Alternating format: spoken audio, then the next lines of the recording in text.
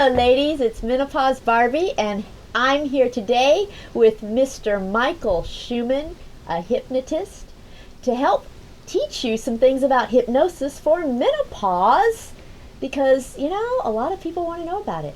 So, welcome, Mr. Schuman. How are you? It's a pleasure, Barbie. It's a joy. You're always a joy. Good to be here with you. Thank you.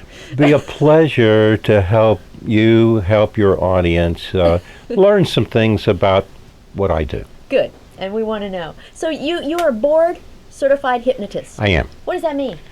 Well, it means I get very tired. No, that's not what it means. It means that I actually sat for an exam by an examining board by the National Guild of Hypnotists. Okay. Of So course you've we really didn't know. passed a test. You've gone through an educational process and passed a test. Absolutely did. And are there different types of hypnosis, or is hypnosis just one thing? Or are there different specialties within hypnosis? Well, there are hypnotists who specialize in different things. Okay. That's We'll what we put it thought. that way. But hypnosis is hypnosis is hypnosis. It's really a very natural thing that most people pass through at least twice a day, and often a whole lot more than that. So you don't believe that some people are more conducive to hypnosis than others? Because I always think of myself as, I'm not very hypnotizable. Well, let's examine it this way. There are three groups of people who are sometimes more difficult and sometimes impossible. Oh. Okay? The first, who are diagnosed by either a psychiatrist or a clinical psychologist as being, and now I'm going to use a word of art, not a disparaging term, and it's not mine, a psychological idiot. Okay. Meaning their IQ is so low they cannot understand or respond to suggestion. They can't be hypnotized. Okay. Next group of folks who are more difficult but sometimes can be hypnotized are those diagnosed as either being schizophrenic or bipolar. Yeah, and that's understandable. Okay? Yeah. The third group of people who cannot be hypnotized are those people who just don't want to be. Hypnotized. I knew you were going to say that. A hypnotist cannot make you do or say anything that you don't want to do or say. Good. That's good. So, despite what you may have seen in the movies or on television, not even one of my clients in 15 years ever, because of anything I've asked them to do, has ever barked like a dog, clucked like a chicken, or quacked like a duck. Just doesn't happen. Just doesn't happen. What made you want to be a hypnotist? You know, the fun thing for me is that I'm able to use skills that I've learned along the way. Sure. But I'm able to help people overcome some problems, and they feel better. Right. And when they have success, that's so rewarding. that makes me feel good. I understand completely. Absolutely. So that's a condensed version of how I got here. Is cognitive behavioral therapy? People hear about CBT, cognitive behavioral Cognitive- therapy, and some no. people wonder if it's the same thing as hypnosis. It isn't. Cognitive behavioral therapy is a is a psychological procedure. I am not a psychologist. I am not a physician. Right. I do not pretend to be. I've never played one on TV. However, if you know somebody who's casting, they probably pay better than I get. No. Cognitive behavioral therapy is strictly a psychological therapy. Could it be used in conjunction with hypnosis? Sure, of course. Of course, yeah. Of course. Yeah, some people have confused them. And what would you say are the most common stereotypes or misconceptions about hypnosis in general? Generally, that somebody can be made to do something that they don't want to do, or say something that they don't want to do. So let me just, because this is for the ladies, let me give you, and I'm prejudiced in this way. So here is the example that I will give. Suppose you are at a party. And a stage type hypnotist is at the party, and he's got everybody in hypnosis all at the same time. Okay. And it turns out Miss World Universe 2019 is at the party. And his show is about over, and he looks at Miss World Universe and says, upon emerging from hypnosis, you will take all of your clothes off and run naked down the hall. The question then is, what would she do? One of three things. First, she would immediately emerge from hypnosis, get up and leave. More likely scenario is she gets up from hypnosis and beats the living daylights out of him and then leaves. I had another word in mind, but we won't use it on this recording. Third scenario is if Miss World Universe 2019 had some subconscious desire to take her clothes off and go running naked down the hall, then that's what she would do. Okay. But the chances of that happening are about 1 in 367 gazillion. Yeah. And the chances of it happening if I was in that audience was about 1 in 967 gazillion. So that is the big The big thing is they're going to say things that and do they don't want to say. They've got You're going to release all their inhibitions. Yes, or they've got secrets that they don't want to come out. Okay. I can't, I from time to time actually see people like you, very attractive women in my office, and no, not one of them has ever taken their clothes off and run naked down the hall, much to my chagrin. Poor thing, so sorry. So, do you think hypnosis can work for just about any kind of problem, or do you think it just depends on the person and their readiness for the problem The key to the success of any patient is their want to. I thought so too. Yeah. Hypnosis really is a therapy of consent. Sure. A person must want to do it, agree to do it, and agree to follow the suggestions. Yeah. If they will do that, their chances of success are pretty high. Yeah. If they don't, it's not. It's really that simple. Yeah. Again, I can't make them do anything. Yeah. You know, when I contacted you, I gave you a list of all the symptoms of menopause, and there are 22, and you put checks indicating that you actually see patients and manage patients for 13 of the 22. That's a lot. That's really great. Now, tell me, what's the most common symptom of menopause that you see? The ladies are going through, obviously, an emotional change because of the hormonal change. And they're stressed. Yeah.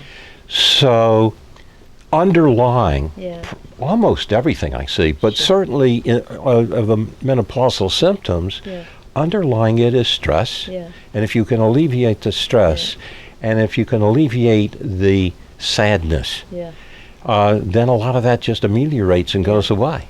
Do they say that their physical symptoms like hot flashes and stuff actually respond sometimes? I mean, I'm not a licensed gynecologist or anything. I can't. I didn't go examine. Yeah. But yes, they've come back to me to say, the hot flashes or flushes, whatever they wanted to call them, have diminished in intensity. Uh-huh. And then later they've diminished in number. Yeah, okay. And then sometimes they've just gone away. Wow. And I never know from client to client what's going to happen with them. Yeah. But I mean, I feel great when they're feeling better. Well, of course. Sure. Yeah. And I always think of hypnosis as a wonderful avenue for things that have to do with personal habits.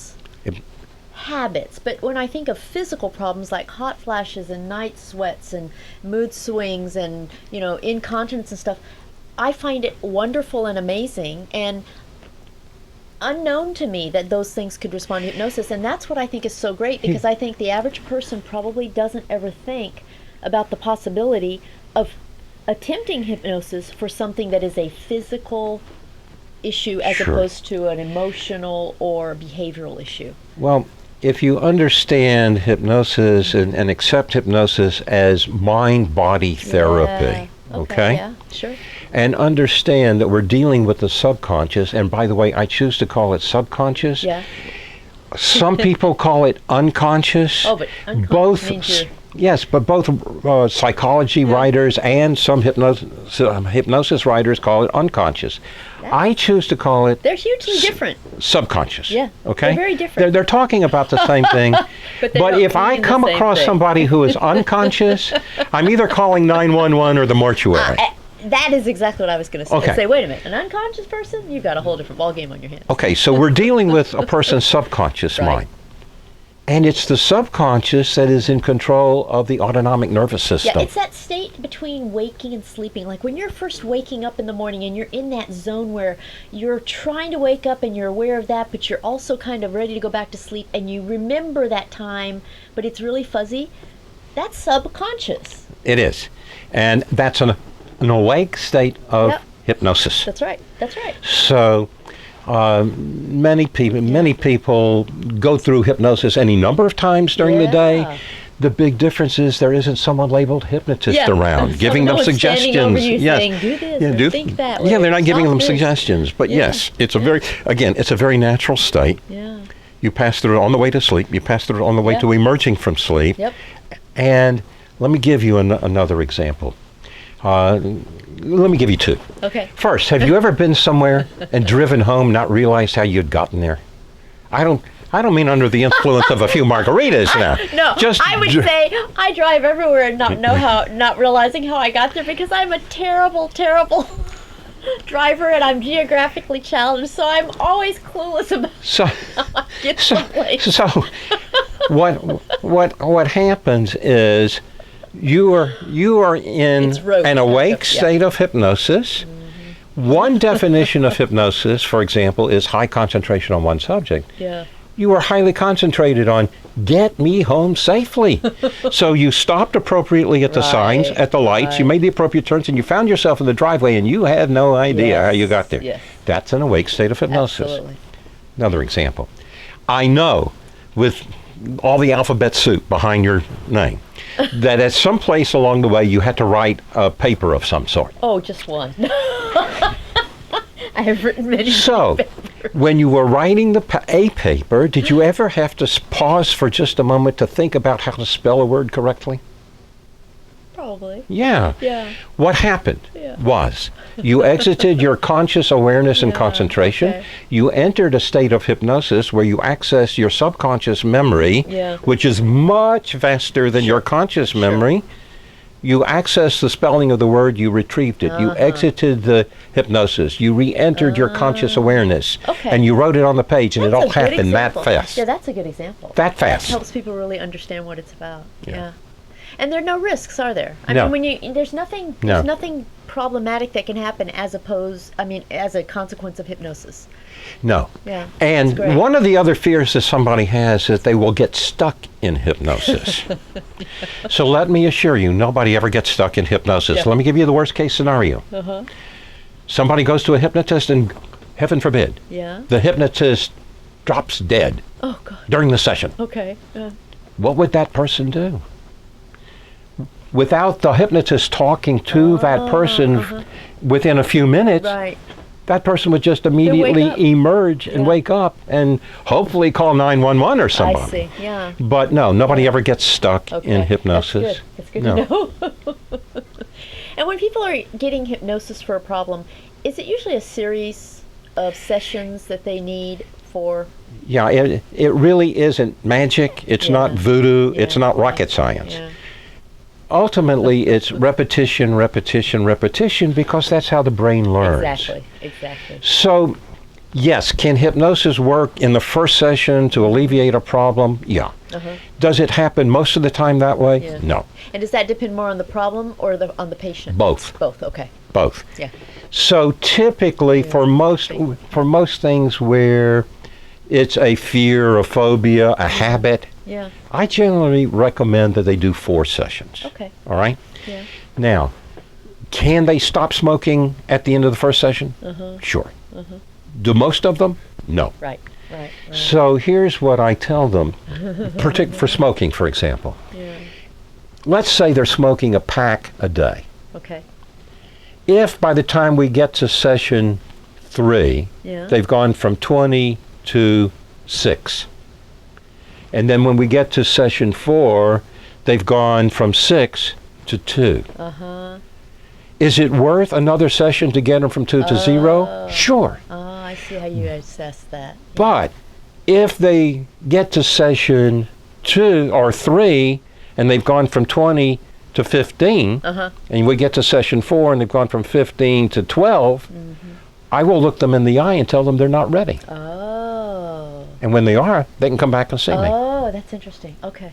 Yeah. Because I'm at an age where, fortunately, I don't have to have somebody coming to see me over and over and over again if they're not getting help. Yeah. That doesn't make sense. That's great. That's great. So, Yeah. no. Have people stopped at the end of the first session? Yes. Have people stopped drinking at the end of the first session? Maybe. Okay. But by the time we get to the second session, has somebody lost some weight? Yeah. Yeah. Okay. Yeah. Yeah. And does anyone ever get worse with hypnosis? I mean, do you find people who, I mean, they go home and they smoke more, or they gain more weight, or their problem becomes worse instead of better? Well, I found this will happen. Not often, fortunately. This doesn't happen. Particularly with weight clients. Yeah. They will have lost some weight. Yeah. And they're doing fine. Yeah. And then they'll come in, I just lost it. I went back to the old. I was eating everything I could find. They do that anyway, though. I mean, most people who are trying to lose weight have a little bit of a progress and regress a little bit here and there, because that's the nature of it. The thing about that is, at that point, they're easier to get back onto the program. That's good. Because they've been there, they've done that, they know they've been successful. That's good. But they, it was a kid's birthday party and they ate cake and they feel guilty about it. Yeah. So, that kind of thing can happen. Yeah. But generally speaking, it may be years later, after somebody has first stopped smoking, that somebody's offered them a cigarette, and then it kicks that habit back in, because the habit is hardwired. It's never going away. That's right. Yeah. It's never going away. Yeah. But the fortunate thing, again, is if that happens and they happen to go back to the hypnotist or another hypnotist, it will be easier for them to get back on track. That makes sense. Yeah. And do you often work in conjunction with other healthcare providers, like you're doing the hypnosis and a person's also getting, say, acupuncture or seeing as herbalist or whatever, her herbalist?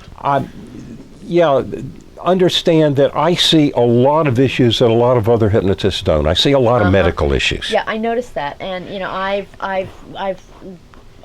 gotten to know some hypnotists, and you have a very vast array of things that you work with that a lot don't. Well, I'm fortunate because a couple of things happened that fell into place for me many years later.